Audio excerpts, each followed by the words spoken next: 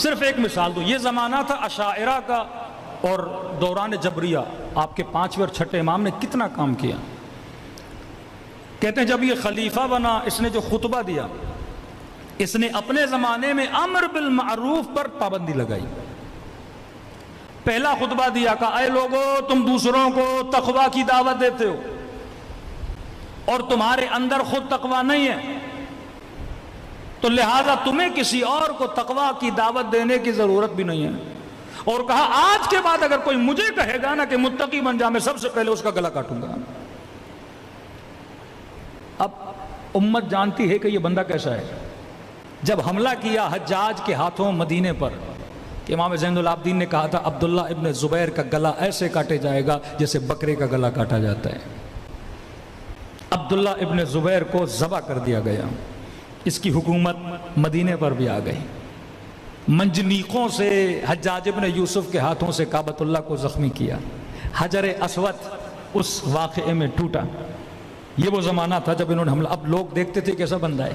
اپنے زمانوں میں انہوں نے امر بالمعروف کو منع کر دیا کیونکہ امام حسین کے قیام کے محرکات کو آپ دیکھیں گے پہلی بنیاد ہے لآمر بالمعروف وانہی عن المنکر. میں حسین کیسے دیکھوں کوئی شرابی رسول خدا کے ممبر پر بیٹھا ہے, کوئی فاسق و فاجر رسول خدا کے ممبر پر بیٹھا ہے. پہلی پابندی لگائی کہ قطعاً کبھی بھی کوئی بندہ امر بالمعروف اور نہی عن المنکر نہیں کرے گا. دوسرا پورے عالم اسلام میں ایک قرآن کی قرات کو عام کیا. اس کی نیت یہ تھی کہ جتنے بھی اسلامی ممالک ہیں وہاں پہ صرف ایک ورژن چلے. جس طرح آج ہمارے کوئی حنفی ہے کوئی شافعی ہے کوئی کیا نہیں کہ پورے عالم اسلام میں ایک ورژن کو عام کیا جائے اور ایک ورژن کو عام کر دیا گیا. منع حدیث کر دی گئی. وہی حدیثیں جو حکومت سے آتی تھی وہ لوگوں کو سنائی جاتی تھی. کسی بندے کو اجازت نہیں تھی کہ وہ بندہ کیا کرے کسی حاکم پہ تنقید کرے. اب حاکم تو بن گیا, عوام کے اندر مباحث شروع ہو گئے. انہوں نے کہا الملک لمن غلب. یہ ایک اصول بنایا انہوں نے کہ حکومت اس کی ہوگی, رسول اللہ نے فرمایا حکومت اس کی ہوگی جو حکومت پر غالب آ جائے. اب حدیث انہوں نے سمجھے مان لی. مسجدوں میں جب لوگ بیٹھتے تھے تو آپس میں بحث کرتے تھے یہ کیسے ممکن ہے اگر کوئی فاسق آ کر قبضہ کر لے تو کیا ہم نے اس کی اطاعت کرنی ہے. تو پھر انہوں نے دلیلیں دینا شروع کر دی. دلیل کیا کیا؟ کہا کہ قرآن کی آیت ہے کوئی ایسا درخت کا پتا بھی نہیں ہے جو گرے اور اللہ کو پتہ نہ ہو. ایسا ہے کہ نہیں؟ سب نے کہا ہے. کہ یہ بتاؤ کہ مثلا یہ ٹشو کا ڈبہ یہاں ہے اللہ کو علم ہے کہ نہیں؟ کا علم ہے. کہ جب خدا کو علم ہے مطلب خدا روک نہیں رہا, اور خدا روک نہیں رہا تو مطلب یہ کام کس کی مرضی سے ہو رہا ہے؟ اللہ کی مرضی سے ہو رہا ہے. ہم کون ہوتے ہیں اللہ کی مرضی کے بیچ میں آنے والے؟ اگر عبد الملک آج بادشاہ ہے اللہ کو پتا تھا کہ نہیں؟ کا پتا تھا. اللہ کو پتا تھا مطلب اللہ راضی ہے کہ نہیں؟ کہ اللہ راضی ہے. کہ جب اللہ راضی ہے ہم کون ہوتے ہیں قیام کرنے والے؟ اللہ خود روک لیتا. یہ فرقہ اشاعرہ کہ کائنات میں جو کچھ بھی ہو رہا ہے ہم مجبور ہیں. یہ واقعاً ان کے مفتی آج یہی دلیلیں دیتے ہیں. کیا خدا چاہتا تو یزید کو روکتا؟ اللہ نے نہیں روکا. اللہ چاہتا حسین کو بچاتا؟ اللہ نے نہیں بچایا. لہٰذا اللہ راضی تھا. ہم کون ہوتے اللہ کی رضایت میں آنے والے؟ وہی جملہ کہ اللہ کی مرضی کسی نیک کو چاہے جہنم میں بھیج دے, وہ کسی بدکار کو چاہے جنت میں بھیج دے. ہم کچھ بھی نہیں ہوتے اللہ کے سامنے بات کرنے والے, اور ملک اس کا ہے جو غالب آ گیا. یہ سوچ کیوں بنی؟ کیونکہ برادران اہل سنت کے پاس خلیفے بنانے کا کوئی میکنزم نہیں ہے. پہلا خلیفہ بنا جناب ابو بکر. سقیفہ میں جھگڑا ہوا, جناب سعد زخمی ہوئے, کچھ بجھ بھی کر کے انہوں نے خلیفہ بنایا. ایک امت کا حصہ بنا. کچھ لوگ مخالف بھی تھے جس میں جنگ چلی, جنگیں جن کو جناب مالک ابن نویرہ جن کو مرتد بولا گیا. کچھ ایسے تھے جو ارتداد میں چلے کہ خلیفے کی مخالفت کریں. اب آپ کہتے ہو پاکستان میں وزیر اعظم کیسے بنے؟ ایک میکنزم ہے کہ ایم پی ایم این اے ہوں گے اور وہ ووٹ دیں گے اور جو پارٹی اکثریت میں آئے گی وزیر بنائے گی.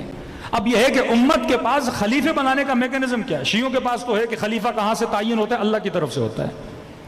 پہلے خلیفے کو سقیفہ میں بنایا امت نے, سمجھو کچھ امت کے اکابر جمع ہوئے پہلے خلیفے بن گئے. اب دوسرے خلیفے بھی اسی میکنزم میں بنتے, لیکن نہیں, دوسرے خلیفے کو پہلے نے بنایا. یعنی جناب عمر کو کس نے چنا؟ جناب ابابکر نے. میکینزم چینج ہو گیا. دوسرا میکینزم، پچھلا خلیفہ اگلے خلیفے کو بنائے گا.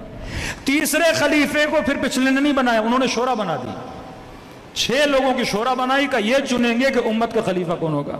چوتھے خلیفے امیر المومنین، میکینزم ٹوٹل چینج ہو گیا. ڈیموکریسی آ گئی، امت کی اکثریت امیر المومنین کے دروازے پہ آ گئی، کل آپ کو خلیفہ بننا ہے. 5ویں خلیفے معاویہ ابن ابی سفیان، وہ تلوار کے زور پہ خلیفہ بنے. مطلب نہ امت بیچ میں، نہ پچھلے نے اوکے بولا، نہ ڈیموکریسی آئی، 5 ایسے بنے.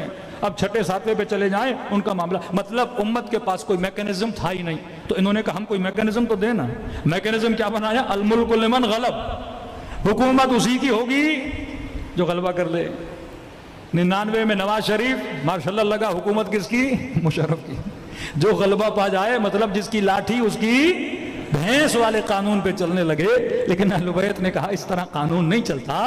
حکومت الہی نمائندے کا انتخاب کون کرتا ہے؟ پروردگار عالم کرتا ہے. اب اس حاکم نے خود کو بچانے کے لیے جعلی حدیثیں بنائیں.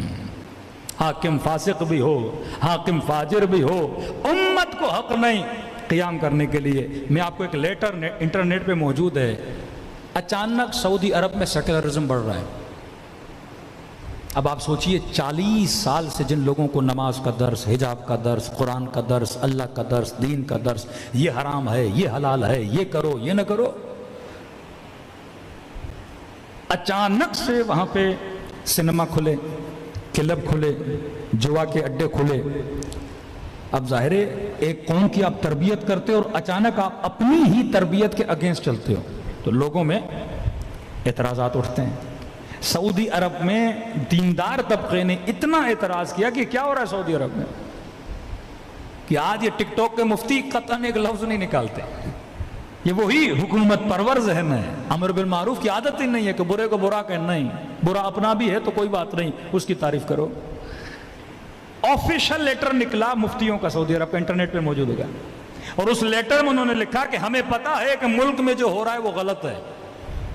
جوا خانے نہیں کھلنے چاہیے، شراب خانے نہیں کھلنے چاہیے، انڈیا سے ڈانسر لوگوں کو ناچ گانے کے لیے نہیں بلانا چاہیے، ہالی ووڈ کی بے حیا عورتوں کو اس سرزمین مقدس پہ نہیں آنا چاہیے. ہم عوام کے جذبات بھی سمجھتے ہیں، جو کچھ ہو رہا ہے ہمیں بھی پتا ہے غلط ہو رہا ہے، لیکن یہ یاد رکھنا رسول خدا نے فرمایا ہے خلیفہ کیسا بھی ہو اس کے خلاف قیام نہیں کر سکتے، اس کے خلاف زبان نہیں کھول سکتے. وہ جانے، اللہ کا معاملہ جانے. تم مسجد حرام میں نمازیں پڑھتے رہو، تم روزے رکھتے رہو. یہ سوچ بلڈ کی گئی. اب جس معاشرے میں یہ سوچ ہو وہ معاشرہ کبھی انقلابی معاشرہ، وہ نہ ڈیموکریسی میں خود کو بدل سکتا ہے نہ اسلام کے اعتبار سے خود کو بدل سکتا ہے. لیکن آپ دیکھتے ہیں تشیع کو اہل بیت نے ایسا نیٹ ورک دیا کہ اتنے مضبوط ترین شاہ ایران کو ایک امام زمانہ کا ماننے والا، ایک فرزند زہرا کا اور ان کے عقائد کو ماننے والا کس طرح شاہ کی کرسی کو اٹھا کر پھینکتا ہے. اور 40 سال سے زیادہ ہو گئے نظام اسلامی کو قائم کیا ہوا ہے. اسرائیل کی آنکھوں میں آنکھیں ڈال کے بات کرتے ہیں، استعمار کی آنکھوں میں آنکھیں ڈال کے بات کرتے ہیں. یہ وہ تربیت تھی نیٹ ورک امیر المومنین کی، امام حسین کی نیٹ ورک کی کہ ظالم سے بات کرنے کی جرت پیدا کرو، ملت کے اندر خودداری پیدا کرو. جب تک قوموں کے اندر خودداری نہیں، قوموں کے اندر کوئی عزت نہیں. کیوں آج پاکستانی کہیں بھی جاتا ہے نہ پاسپورٹ کی عزت ہے نہ اس ملک کے لوگوں کی عزت کی جاتی ہے، کیونکہ خودداری نہیں ہے. جن قوموں میں خودداری ہوتی ہے دنیا بھی ان قوموں کی عزت کرتی ہے. الحمدللہ آج حسین کے چاہنے والوں کی عزت ہے. الحمدللہ آج جن کی نسبت امیر المومنین سے ہے ان کی عزت کی جاتی ہے. تو ہمیشہ کہتا ہوں کل کے مرحب بھی علی سے ڈرتے تھے اور آج کے مرحب بھی سید علی سے ڈر رہے ہیں. صلوات پڑھے محمد.